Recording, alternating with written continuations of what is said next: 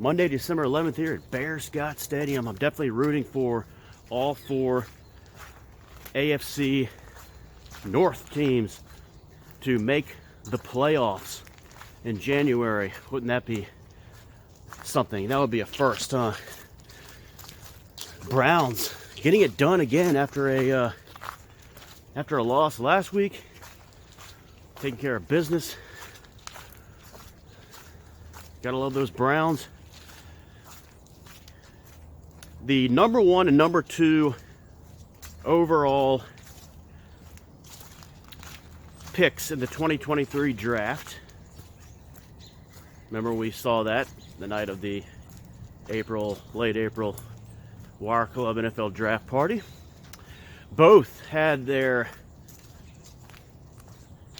classic rookie clunker games yesterday. Now Bryce Young of the Carolina Panthers has struggled the majority of the season, but yesterday, whew, that was bad. What was it, like 13 of 36? I think he was in, a lot of that was in garbage time. I think he was 3 of 20 at one point. My goodness gracious. But you got to be patient, Panther fans. That is not a competitive team, though I do believe that they could beat Washington. Stroud, who has been even an MVP candidate at times, had his worst game of the season yesterday, throwing for under 100 yards, and it couldn't have come at a worse time. Texans really needed that game, especially they had a great opportunity with the Jaguars losing to, I believe, go for a tie for the division lead. They were not able to get it done. That's what you get with rookie quarterbacks, but Houston still has a good chance to get into the playoffs. So pretty much anything for them is gravy at this point, whereas Jacksonville has been expected to take a big leap this year. All right. Shalkinator this morning saying, turning the tables on General Peters, saying that Chiefs choked on their own balls last night. Okay. Yep. A week ago, Shalk didn't care about the Bills at all. Suddenly he does. That's all right. Weird. Anyway, Chiefs still have an easy schedule rest of the way. Bills, you got Dallas. Have fun with that. A surprise little blanket here over the night. No one saw this coming after a warm day in Richmond yesterday. Mostly wet though, but it's gonna melt. That could be our only look at that all year here in Richmond. We don't get a whole lot of that, but there you go. First time we've seen some of that at Bearscott Stadium or anywhere this year. No, that was a big win last night, though. Big win.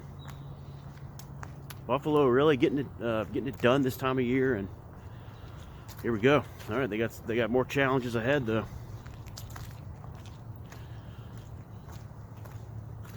Jay Castlevania's Niners won, but not very impressively. They're a little bit of a house of cards team, in my opinion.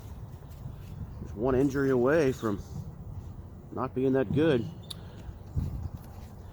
Ravens not that impressive either, even though they're up there for the number 1 seed in the AFC. Had to go to overtime to beat the Rams, who are now a sub-500 team, fighting for their lives. Rams need a get right game next week. They'll get it as they go to Washington. I think that game is in Landover, Maryland. All right. How does your NFL weekend go, boys? It was a big one at week 14. We got 2 games tonight, by the way. Lions proving they're frauds. I'm just like, I have no feeling on them anymore. I know I went nuts on Thanksgiving, but losing yesterday just, I like to get some perspective from Lions fans on that, because they talk about how they always disappoint, but they were talking big beginning of the year and all that. So it's, you can't have it both ways. Dan Campbell always trying to act like he's this big bad man. Then he gets his tail kicked by inferior teams. Not buying it, guys. Not buying it at all. Meanwhile, the game of the year, perhaps, the matchup of the year, perhaps, last night in Big D, the Cowboys. How about them Cowboys? If I had to do the top 10 rankings today, I might have Dallas #1 overall in the NFL after having them, what was it, 4 or 5 this time a few days ago. My goodness gracious. Big Rich coming in last night and saying Dallas, what was the term? Molly mopped the Eagles. Boy, did they ever. Following the McCartney and Free Jack surgeries in their honor. And oh my gosh. Dallas Cowboys playing lights out on both sides of the ball and in special teams with that kicker. I was swooning over that kicker last night. 60-yarder and a 59-yarder and then a 45-yarder, I believe. That guy's such a weapon. Eagles 52 mysteriously absent last night. I don't know. Weird. Maybe he'll not be around today. Maybe he will be. Not sure what he's thinking. But the Eagles have, like I pointed out in last week's top 10 rankings, Philadelphia Eagles have an easy schedule the rest of the way. They've got some easy games, including a pair of Giants games. So Dallas and Philadelphia should both finish 5-1 in the division. I think it comes down to like conference if they're tied, but I think Philadelphia will have a better record. Dallas has got to play Buffalo. They got to play, I think, Miami. They got a tougher way to go the rest of the way, but they're playing better right now. So, all right, big week in the National Football League. 2 games tonight. I know the Titans play. I think the Packers play, but I think they're not the biggest games, but 2 games tonight, boys, to close out week 14 here. And it is chilly here at Bearscott, so I'll just kind of show you around Scotty Stadium. This is December 11th. No leaves left. As we are into the shortest days of the year here. And I do not see B. Myler Man out here today.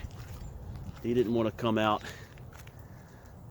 I don't see anyone out here. I don't see the basketball. I don't see Kenneth. And of course, no lacrosse guy. All right. Hope you guys enjoyed your NFL weekend. Thanks for watching the video here at Scotty Stadium. I'll see you guys next time.